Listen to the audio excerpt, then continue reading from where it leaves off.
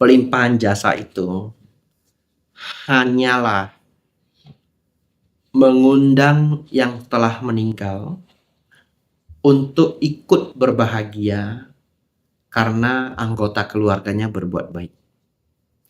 Jadi, ada begitu banyak hal yang harus terpenuhi agar pelimpahan jasa itu benar-benar terrealisasi. Yang pertama, makhluk tersebut memang terlahir di alam yang bisa hadir kalau kita undang. Artinya, kalau mendiang leluhur ya, atau anggota keluarga kita yang telah meninggal itu sudah lahir sebagai manusia, dia tidak bisa menerima pelimpahan jasa. Dan dia juga nggak butuh ya. Dia sudah lahir jadi manusia, hidupnya ya baik-baik aja di alam manusia. Terlahir sebagai binatang, tidak bisa datang. Bagaimana mungkin kita undang dia lagi jadi lumba-lumba di lautan tiba-tiba muncul, kan nggak mungkin. Nah, iya toh? Nah, terjatuh ke alam neraka, tidak bisa. Jadi yang bisa datang kalau diundang itu adalah peta, ya, atau kita sering menyebutnya hantu gentayangan gitu ya, atau jas hantu gitu. Peta dan para dewa. Makanya pelimpahan jasa itu kita menyebutkannya kepada para peta, para dewa, baru semua makhluk. Tapi sebenarnya pelimpahan jasa yang bisa kita undang itu adalah peta dan dewa. Nah, lalu di antara dua kelompok makhluk ini, dewa juga sebenarnya nggak diberi pelimpahan jasa, dia pun sudah happy life. Ya, maka yang benar-benar membutuhkan hanya makhluk peta yang bisa datang kalau kita undang. Nah, yang kedua, sesungguhnya yang para misalkan makhluk peta ini sudah hadir, kita hanya mengajak mereka untuk bermudita. Mudita itu artinya ikut bahagia atas kebaikan orang lain.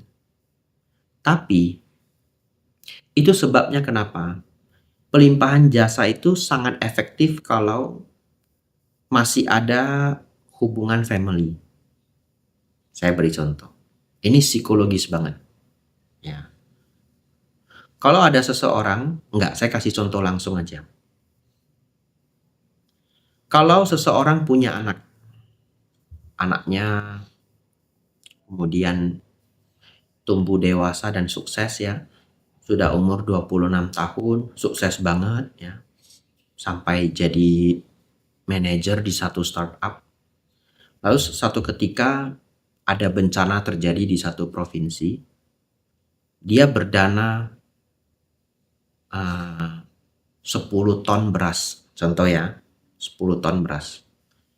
Dan ketika dana itu dikirim, dia tulis bahwa dana ini semua dengan nama ibunya. Ibunya nggak tahu. Lalu beras itu terkirim. Wah, truk itu ada kainnya bertulis dari Ibu Cynthia. Contoh ya, nggak ada yang nama Cynthia ya. Wah, bos, banyak sekali truk-truk beras dari persembahan bantuan beras dari Ibu Cynthia. Tiba-tiba masuk TV. Ya, atau anaknya fotoin kirim ke ibunya, atau seseorang fotoin kirim ke ibunya. Dan atau anaknya memberitahu, "Ma, ini saya berdana semua atas nama ibu." Pertanyaan saya, ibunya ikut bahagia enggak? Pasti berbahagia. Pasti berbahagia. Ada satu hal yang berbeda kalau yang melakukan itu tetangga. Iya. Bayangin, tetangganya tiba-tiba foto ya, dari Ibu Cynthia. Kemudian chat, "AI, Kamsia ya, sudah jadi tetangga saya sejak kecil. Ini persembahan dari saya atas nama AI." Kita juga baca, ya Kamsia gitu ya. Nggak ada itu tersentuh apa gitu, nggak ada. Tahu nggak kenapa? Coba pikirkan. Gantian. Minum dulu. Beda ya pasti. Pasti beda, coba renungkan sendiri. Kan Bapak Ibu punya anak, saya enggak punya. Anda harusnya lebih bisa membayangkan. Saya kasih bawa piala. Ma, saya menang English Speech Competition. Seneng nggak? Anak tetangga yang menang gimana? Nah, lalu anggaplah anak tetangga ini yatim piatu. AI, saya menang ini untuk AI gitu. Ya kamsia ya. Nanti AI bikinin kolak gitu ya. Ya tetap happy. Tapi beda banget kalau itu anak sendiri. Betul ya? Apa yang menjadi penentu banget orang tua ikut bahagia karena anaknya berdana 10 ton beras? Tahu ndak apa? Udah kepikiran belum? Anda akan merasa Anda ikut berdana. Kenapa? Karena itu anak siapa yang besarkan? Anda. Itu anak hari ini bisa berdana beras 10 ton. Anda ikut berdana nggak? Ikut. Karena anak itu semuanya habis berapa banyak biaya untuk membesarkan dia. Itu Anda. Kalau Anda punya catatan itu dalam hati lu utang ayah. Tahu nggak besarin lu itu ya. Sudah habis berapa M itu. Iya toh? Jadi ketika dia bisa berdana 10 ton beras, Anda merasa Anda ikut berdana. Karena siapa yang membesarkan anak itu? Anda. Kalau Anda tidak membesarkan dia, hari ini dia bisa nggak berdana 10 ton beras? Enggak. Apa yang dia lakukan, Anda menganggap Anda punya andil. Kebahagiaan Anda akan jauh lebih besar. Jadi, even Anda merasa bahwa itu adalah perbuatan Anda. Ada loh orang tua yang anaknya ngapain aja itu dia merasa bahwa itu adalah dia gitu. Iya toh? Itu sebabnya pelimpahan jasa menjadi sangat efektif kalau dipersembahkan ke orang tua sendiri atau kakek nenek kita sendiri. Ya, kalau dari orang lain bukan tidak efektif. Ya ada sih efektivitasnya. Anda bayangkan sendiri tadilah itulah anak tetangga lah ya. Ya, jadi pelimpahan jasa itu memang sebenarnya tidak bisa dinikmati oleh setiap alam menderita, tapi hanya terkhusus makhluk peta. Kalau makhluk tersebut sudah terlahir di alam binatang atau alam neraka, ya kita tidak bisa bantu lagi. Ya, mau bagaimana lagi mereka harus menjalankan karma buruk yang mereka lakukan sendiri. Ya, seperti itu. Ya, dan memang di antara tiga alam menderita, alam peta adalah yang paling tinggi. Ya, paling bawah itu adalah alam neraka, di atasnya alam binatang, baru alam peta. Ya. Asura Bante, Asura itu tambahan kitab tafsir. Jadi dari Suta adalah 30 alam kehidupan. Ditambah oleh kitab tafsir satu alam disebut alam Asura. Tapi akhirnya yang lebih jauh lebih populer adalah 31 alam kehidupan. Tidak apa-apa, lebih kurang sama. Ya. Baik, secara dharma, kalau ibu itu bahagia, dia ikut berbuat baik melalui pikiran. Tapi kalau dia tidak berbahagia, ya dia tidak berbuat baik. Tapi berbahagia atas kebaikan orang di dalam pikiran tentu bukanlah kebaikan yang setinggi anak itu berdana. Ya.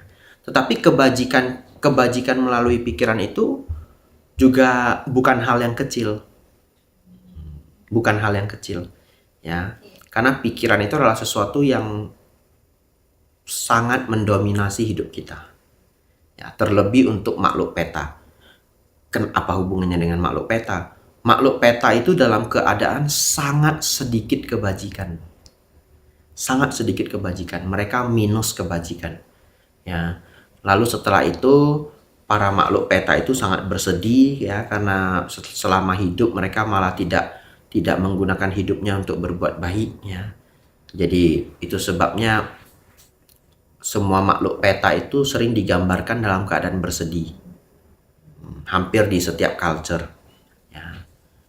Kalau Anda mendengar kuntilanak tertawa, Ya, itu adalah tertawa kesedihan. Ya. Ya. Kalau Anda ketemu tanya aja. Oh, jangan ya. Ibu tertawa itu bahagia atau sedih? Ya, kan dalam sejarahnya kuntilanak itu kehilangan anak, atau bagaimana ketawa setelah kehilangan anak? Itu sebenarnya sudah masuk ke level sakit jiwa. Tertawanya itu, ya. Kalau ketemu nanti tanya dah. Ya, jadi dalam para makhluk halus itu juga selalu digambarkan sembunyi di tempat yang gelap. Ya, kenapa demikian? Karena mereka malu. Mereka kan gagal dalam kehidupan, bangkrut, turun ke alam yang lebih rendah. Ya toh? Kenapa malu? Karena ya tidak menjalani hidup dengan baik. Jangankan alam makhluk halus, sebagai manusia saja mengalami kegagalan kita malu toh. Kita nggak ketemu teman dulu sampai kita recovery, baru berani ketemu teman. Ya. Jadi dalam keadaan yang sangat terpuruk itu, para makhluk peta menjadi sadar betapa pentingnya kebajikan. Dan kalau diantara yang mendapat kesempatan untuk melihat keluarganya berbuat kebaikan, dia bisa berbahagia, yaitu bisa membantu hidupnya, ya. Tapi sejauh apa membantu, yaitu juga tergantung setiap makhluk mungkin punya kesadaran yang berbeda-beda. Ya, apa maksud saya kesadaran yang berbeda-beda? Kita jangan cerita makhluk halus dulu. Kita cerita orang tua yang sakit. Saya ketemu sangat banyak di Indonesia. Orang tuanya sakit, sudah berbaring, nggak bisa kemana-mana. Anaknya berbuat baik atas nama orang tuanya. Tidak semua merespon dengan respon yang sama. Ada yang anaknya berdana ke sana kemari, kasih lihat mamanya happy. Ada yang mamanya malah ngamuk-ngamuk. Lu ngapain habisin uang ini? Jadi ya dia bukan mendapatkan kebahagiaan, tapi kebencian. Ya, saya pernah diundang ke rumah umat, lalu ibunya sakit. Mungkin dia berharap saya bisa membuat ibunya mengenal dhamma atau menjadi lebih ceria. Tapi apa yang terjadi? Ibunya turun itu lihat saya kayak benci banget gitu. Benci sekali, saya jadi kayak merasa bersalah juga, saya tidak tahu. Ya. Ma, ini Bante Abi jatuh. Dia kayak benci banget dengan saya salah saya apa gitu. Tapi bagaimana, saya tetap harus ramah ya. Ai, siapa boy gitu ya. Ai sudah makan belum? Nggak mau jawab saya dia. Ngeri sekali. Terus biasanya anaknya yang segera menghibur, Bante maaf, mama saya sedang sakit, memang begitu. Ya, tapi ya enggak apa-apa ya. Anaknya sudah berusaha lah ya, supaya ibunya bisa ketemu para biku. Tapi tidak banyak manfaat, malah muncul kebencian. Biasanya yang seperti itu saya nggak mau datang 2 kali.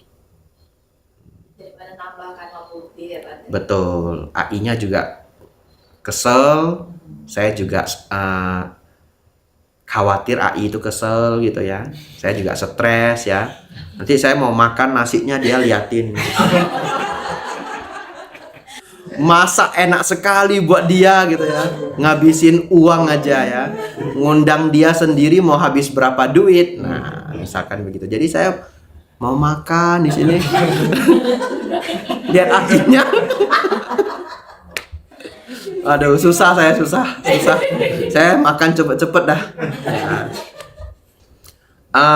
Premis yang pertama itu sedikit keliru. Ya, pemikiran bahwa barang saya hilang berarti dulu saya pernah mencuri. Tidak seperti itu. Hukum karma tidak bekerja seperti itu. Hukum karma itu bekerja begini. Berbuat baik berbuah kebahagiaan, berbuat buruk berbuah penderitaan. Jadi kalau barang kita hilang, bisa 2 kemungkinan. 1, kita pernah berbuat jahat di kehidupan lampau. Kejahatannya tidak harus mencuri. Kejahatannya bisa kejahatan apa aja. berbuahnya itu tidak persis sama. Kita membunuh orang bukan berarti nanti kita dibunuh. Kita membunuh orang bisa aja kita nanti kena kanker sakit-sakitan. Ya. Yang kedua, bisa saja bahkan barang kita hilang tidak mesti terkait dengan kehidupan lampau. Bisa saja barang kita hilang karena kita ceroboh. Saya kasih satu contoh cerita. Ini cukup sulit dipahami oleh semua orang. Pasti ada yang masih nggak nangkap maksud saya. Saya tambahin lagi satu cerita. Satu ketika ada seorang pemuda, ya, dia pergi ikut perang dan dia tertembak. Entah tertembak di kaki atau tertembak di mana, lalu dia selamat. Dia datang menemui Acan Chah, gurunya Acan Bram. Lalu dia bilang begini, Acan itu bahasa Thai artinya guru. Ya, bacanya pakai C, Acan. Ya, walaupun tulisnya pakai J. Acan, saya berbuat kebajikan selama hidup ini. Juga punya sada kepada Buddha Dhamma Sangha. Kenapa saya ikut perang? Kenapa saya bisa tertembak saat perang? Itu pertanyaan dia ke Acan Chah. Tahu nggak Acan Chah menjawab apa? Ya, karena kamu ikut perang. Itu jawaban Acan Chah. Karena kamu pergi ikut perang. Betul ya? Jadi, Anda tidak perlu menguji. Dulu saya pernah nabrak orang apa enggak ya? Lalu Anda berdiri di depan highway yang sedang ngebut. Betul ya? Uji coba. Lalu tidak ada mobil yang bisa menabrak Anda gitu ya. Lalu Anda menyimpulkan, saya tidak pernah menabrak orang di kehidupan. Nggak akan mungkin begitu Anda buruk, buam, habis. Anicca Wata Sangkara. Nah, undang biku baca parita. Betul ya? Ya, ini mati kenapa? Ini meninggal kenapa? Iya Bante, dia sedang menguji apakah hukum karma itu benar atau tidak. Dengan berdiri di highway gitu ya. Tidak, jadi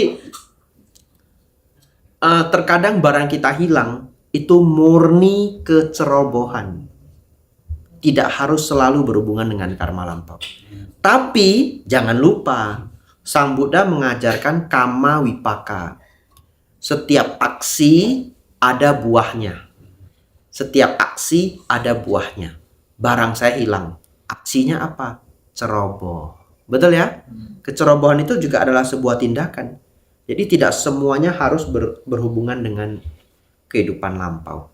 Bisa saja juga berhubungan dengan kehidupan lampau. Bisa saja juga tidak. Kalau mau tahu, gampang. Coba ke Pasar Sambu di Kota Medan. Nah, letakkan aja HP. Samsung yang bisa lipat itu. Terus enggak, saya sudah banyak berbuat baik di Wihara Pariwara Dhamma Acan. Terus makan dah soto Medan itu. Nah, lupakanlah HP-nya itu. Ya, pasti hilang sudah. Nah, karena ya kita ceroboh sendiri toh. Kita sudah tahu tempat itu banyak sekali pickpocket. Kemudian kita ceroboh ya, sengaja atau tidak sengaja, mungkin mau eksperimen, hilang. Ya beneran hilang. Ya, semoga itu bisa dipahami ya.